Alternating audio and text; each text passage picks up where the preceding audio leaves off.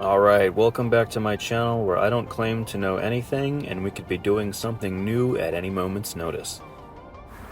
I don't know if you could call this a fishing channel because I like fishing, but I also like riding my bike and, well, now I have a boat and some GoPros.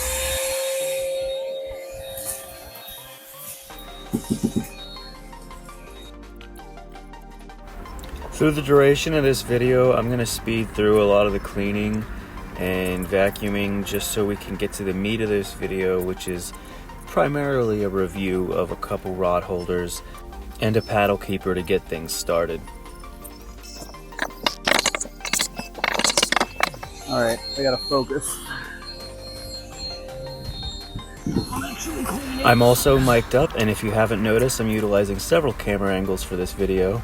This is primarily just to make sure I'm getting the best audio and the best shot. Without further delay, it's time to install the rod holders I got from vendor Borogo on Amazon. Here I'm using a regular battery-operated power drill and a 2-inch hole saw. I will put the link to the exact rod holders in the description. Some may cringe after what you're about to see next, but I chose to leave the struggle footage in as it is my first time using a hole saw against plastic and there's a slight learning curve, so that you don't grind the bits in the saw.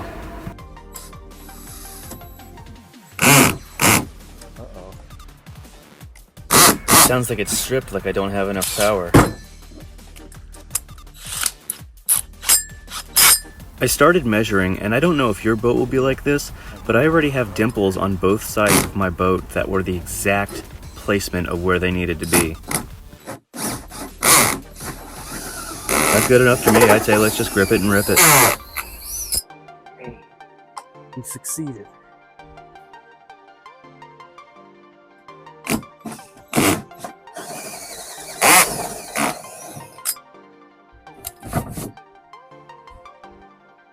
Seems like a good time to get the rest of these plastic bits and dirt and debris with one final vacuum job.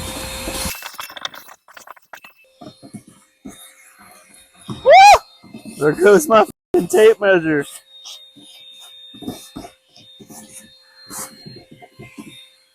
Good thing we're done measuring.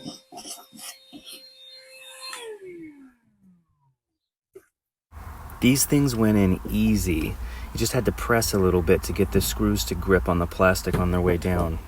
I didn't have the right drill bit to tighten the screws, but I found it was perfectly okay to hand tighten them once I had the correct size driver. You might also notice here that I'm installing these rod holders backwards. What that means is whenever I put my rods down in here, they're gonna face towards the bow of the boat. So This is going to cause tangles and all kinds of unnecessary frustration when it comes time for me to relax out on the water. So naturally, I took these out and turned them around after I was done filming. Okay, do as I say, not as I do.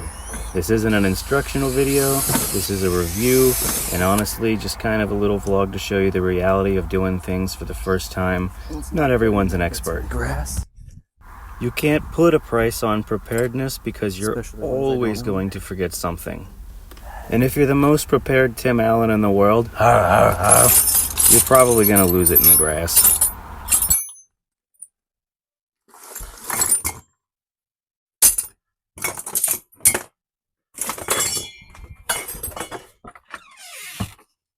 You gotta keep the show rolling.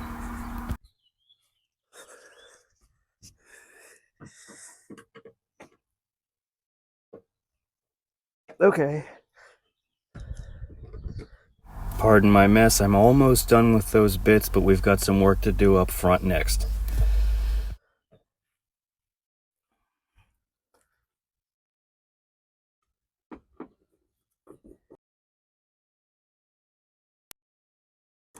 Just a little bit of pressure, you know, just a little bit of elbow grease. It looks like I might have some curvature in the dimensions of my yak. They're all different sizes, but this spongy material seems like it's going to be good. I might come in later and caulk it.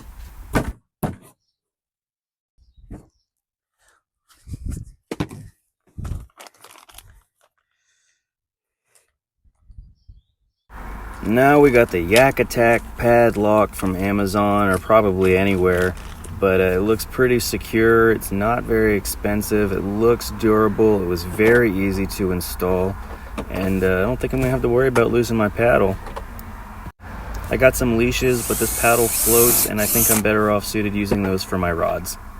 Again, I will put the link in the description to the YakAttack Padloc. I like the hardware it came with. It's got these bolts with these little rubber stoppers. I don't know if there's nuts on the inside of there, but they're gonna get threaded right on into the bolt as I drive that down through the plastic and keep my holder nice and secure.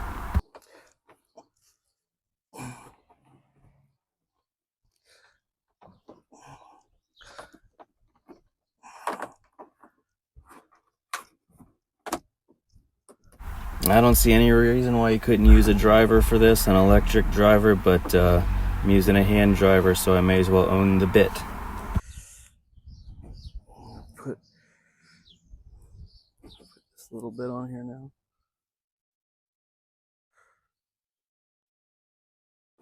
Twist is on.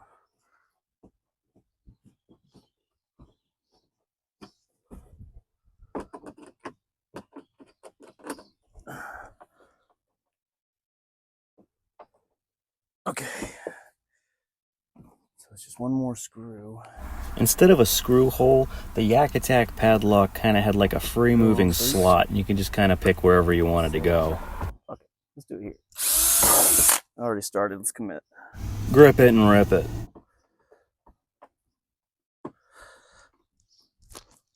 I'm actually really excited thinking about where I'm going to store my net and my yak cart. It looks like I have the perfect amount of space through the bungee setup on the back and front of the boats for me to store those. I have some more hook mounts that I'm going to install. The point is, I shouldn't. Now, I'm not going to do that in a video, but if I wind up installing a crate, then I will do another video, just to show how I go about anchoring the crate down to the boat.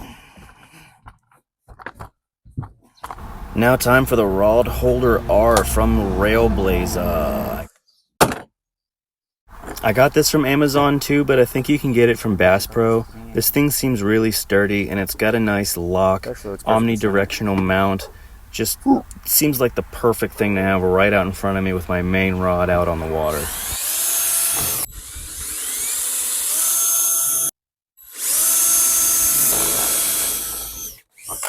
I will put the link to this product in the description as well, so you can see more details. I found this was the best way for me to get the nuts tightened because your boy sucks at organizing his tools and doesn't have the right size handy. Good, and strip.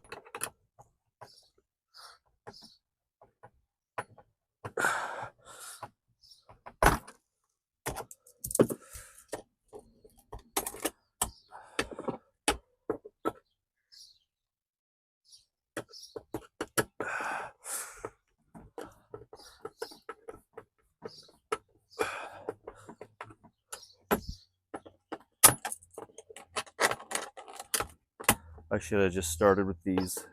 Again, I had so much trouble trying to find a wrench that fit these nuts. These pliers were a lifesaver. All right.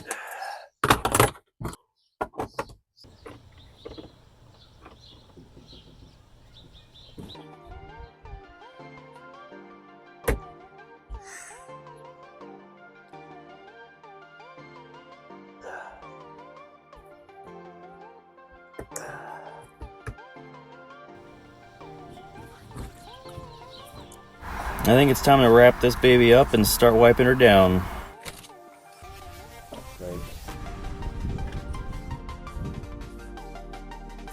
What am I to do? 5 of these.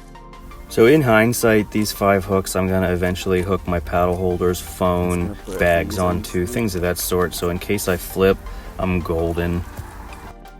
So now is a good point to really drive home to never assume consciousness when you're out on the water, and always take wearing your life preservers seriously. I always hear everyone say this, but it is 100% the truth. I'm new to this stuff, but I grew up on canoes and things do happen. So just be safe, have fun, and always remember the best course of action is personal liberty. So what should I install on this thing next? I'm not gonna time lapse this footage because it was really satisfying to watch this thing get clean. But now we're done, baby. First big video in the bag. Now it's time to take this thing out on the water, get some more shorts, get some more content, most importantly, get some more fish.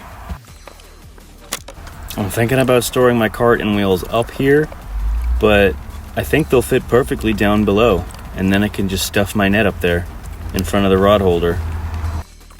I will do a review in a separate short for the Yak cart, and that'll probably come after a few more trips. I want to have some more data and some more footage, and the more I take stuff, try stuff out with this kayak, I'm going to keep uploading reviews and show you guys things that I like to keep out on there as a fisherman as well as a vlogger, because of course I cannot go outside without recording something beautiful in front of me. I don't know if it's because I'm trailer trash, but that's a fishing story for another time. We're done.